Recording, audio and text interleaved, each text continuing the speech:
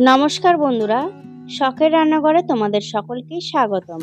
মাত্র একবার এইভাবে চিকেন রেজালা বানিয়ে দেখো, খুব কম সময়ে আর এত টেস্টি এই চিকেন রেজালা তৈরি হবে, একবার না বানালে কিন্তু তোমরা বিশ্বাসই করতে পারবে না। আর এই চিকেন রেজালাটা একদম রেস্টুরেন্টের মতন দেখতে হবে, খেতেও হবে অসাধারণ। আর আমি গ্যারান্টি দিয়ে বলতে পারি, একবার এই চিকেন রেজালাটা বানালে বারবার কিন্তু বানাতে ইচ্ছে করবে। তাহলে বেশি কথা না বলে দেখে নেওয়া যাক আজকে আমার রেসিপি চিকেন রেজালা। আর এই চিকেন রেজালা বানানোর জন্য নিয়ে নিয়েছি 1 কেজি চিকেন। এবার আমি এই চিকেনের মধ্যে দিয়ে দেব স্বাদ মতো নুন, দিয়ে দেব আদা, কাঁচা লঙ্কা আর রসুন বাটা। আর এই আদা, রসুন, কাঁচা লঙ্কা বাটাটা আমি 4 চামচ মতন দিয়ে দিয়েছি। এবার আমি দিয়ে দেব সাদা তেল। সাদা তেল 1 টেবিল চামচ দিয়ে দিয়েছি। দিয়ে দেব স্যাফরন, 1 চিমটি স্যাফরন দিয়ে দিচ্ছি। স্যাফরনটা যদি না থাকে সেক্ষেত্রে কিন্তু তোমরা হালকা একটু হলুদ গুঁড়োও দিয়ে দিতে পারো। এবার হাতের সাহায্যে সবকটা উপকরণ একটু খুব ভালো করে মেখে নেব। তারপরে আমি দিয়ে দেব টক দই। এখানে আমি 4 থেকে 5 চামচ টক দই দিয়েছি। ওজনে 200 গ্রাম। 200 গ্রাম টক দই দিয়ে আবারও আমি খুব ভালো করে মেখে রেখে দেব 10 থেকে 15 মিনিটের জন্য। 10 থেকে 15 মিনিট রাখলেই কিন্তু হয়ে যাবে, এর থেকে বেশি কিন্তু সময় দেওয়ার কোনো দরকার নেই। তো আমি কিন্তু 10 মিনিট রেখে দিয়েছিলাম। চিকেনটা কিন্তু আমি খুব সুন্দর করে মেখে নিয়েছি।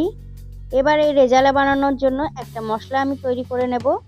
এখানে আমি কাজু আর পোস্ত একটু জল দিয়ে ভিজিয়ে রাখবো 10 মিনিটের জন্য। এবার আমি রেজালা মশলাটা বানিয়ে নেব। সেই জন্য একটা ফ্রাই প্যান নিয়ে নিয়েছি। এবার শুকনো খোলায় গোটা মশলাগুলো আমি ভেজে নেব।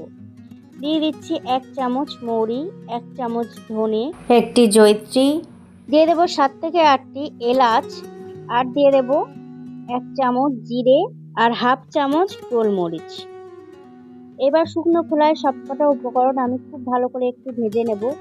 যতক্ষণ না মশলা থেকে গন্ধ ছাড়ছে ততক্ষণই কিন্তু এই গোটা মশলাগুলো একটু ভেজে নিতে হবে। যখনই গন্ধ ছাড়তে শুরু করবে আর কালারটা হালকা লালচে আসবে তখন কিন্তু নামিয়ে নিতে হবে। খেয়াল রাখতে হবে মশলাগুলো যাতে পুড়ে না যায়, সেজন্য কিন্তু মিডিয়াম আঁচেই এই গোটা মশলাগুলো ভেজে নিতে হবে। আর তোমাদের সাথে কথা বলতে বলতে কিন্তু গোটা মশলাগুলো ভাজা হয়ে গেছে। দেখতেই পাচ্ছ কালারটা কিন্তু হালকা চেঞ্জ হয়ে গেছে আর খুব সুন্দর কিন্তু একটা গন্ধ বেরিয়েছে। এবার আমি গ্যাসের ফ্লেমটাকে অফ করে এই গোটা মশলাগুলো একটা প্লেটে নামিয়ে নেব। চিকেনটা কিন্তু ম্যারিনেট করে রেখেছি, 10 মিনিট হয়ে গেছে। এবার একটা কড়াইতে আমি দিয়ে দেব সাদা তেল। এখানে আমি 4 টেবিল মতন রিফাইন্ড অয়েল দিয়ে দিয়েছি। আর দিয়ে দেব 2 টেবিল চামচ ঘি।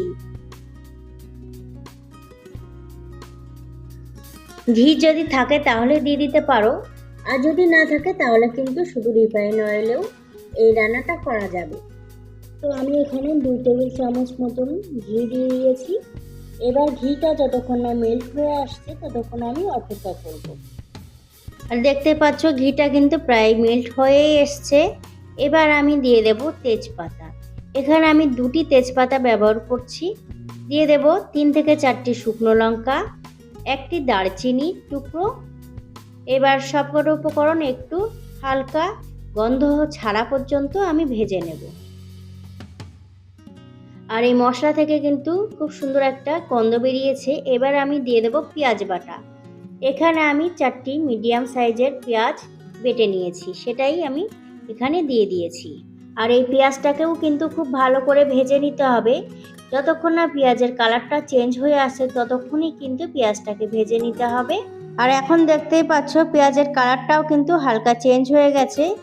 এখন আমি দিয়ে দেব আদা, রসুন, কাঁচা লঙ্কা বাটা। আর এখানে আমি 2 চামচ আদা, রসুন, কাঁচা লঙ্কা বাটা দিয়ে দিয়েছি। এবার সবকটা উপকরণ আবারও একটু খুব ভালো করে ভেজে নেব।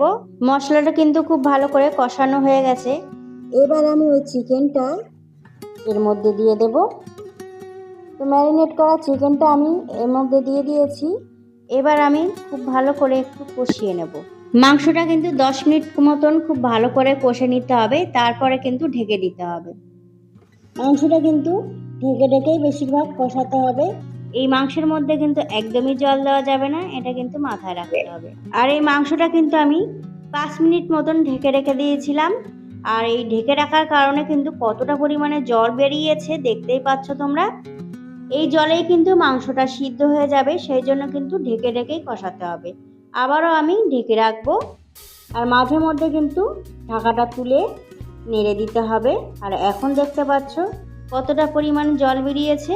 এভাবেই কিন্তু ঢেকে ঢেকে মাংসটা কষাতে হবে। আর এখন দেখতে পাচ্ছ মশলা থেকে কিন্তু তেলটাও ছেড়ে দিয়েছে, আর চিকেনটাও কিন্তু অনেকটা জুসি লাগছে। এবার আমি দিয়ে দেব কাজু বাদাম আর পোস্ত বাটা। যখনই মশলা থেকে তেল ছেড়ে দেবে আর চিকেনগুলো অনেকটা জুসি লাগবে, তখনই কিন্তু এই মশলাটা দিতে হবে, কাজু বাদাম আর পোস্ত বাটাটা দিতে হবে।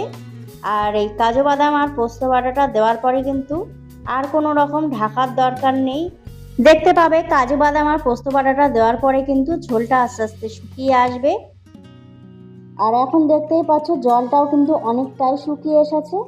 এবার আমি যে চিকেন রেজালার মশলাটা বানিয়েছিলাম সেই মশলাটা আমি এর মধ্যে দিয়ে দেব। এখানে আমি 3 চামচ এই মশলাটা দিয়ে দেব। আর এই মশলাটা দেওয়ার পরে আবারও একটু নাড়াচাড়া করে নেব, যাতে মশলাটা চিকেনের মধ্যে খুব ভালোভাবে মিশে যায়। তো খুব ভালো করে কিন্তু আমি মাংসটার মধ্যে মশলাটাকে মিশিয়ে নিয়েছি। আর এখন দেখতে পাচ্ছ ঝোলটাও কিন্তু একদমই প্রায় শুকিয়ে গেছে। আমি এই ঝোলটাই রেখে দেব। এবার আর কিছু না, চিকেন রেজালা কিন্তু একদম রেডি হয়ে গেছে। এবার ওভেনটাকে আমি অফ করে দেব, তারপর ঢেকে রাখবো। আর এখন আমি চিকেনটাকে সার্ভ করে নিয়েছি। তাহলে বন্ধুরা, এই চিকেন রেজালা তোমাদের কেমন লেগেছে অবশ্যই কিন্তু আমাকে কমেন্টে জানাতে ভুলবে না। ভালো লেগে থাকলে একটা লাইক করে দেবে, আর আমার চ্যানেলে নতুন এসে থাকলে আমার চ্যানেলটিকে সাবস্ক্রাইব করে নেওয়ার অনুরোধ রইল। তাহলে আজকের মতন এই পর্যন্ত, দেখা হচ্ছে অন্য কোনো রেসিপি নিয়ে। ততক্ষণে সবাই ভালো থাকবে, সুস্থ থাকবে। নমস্কার।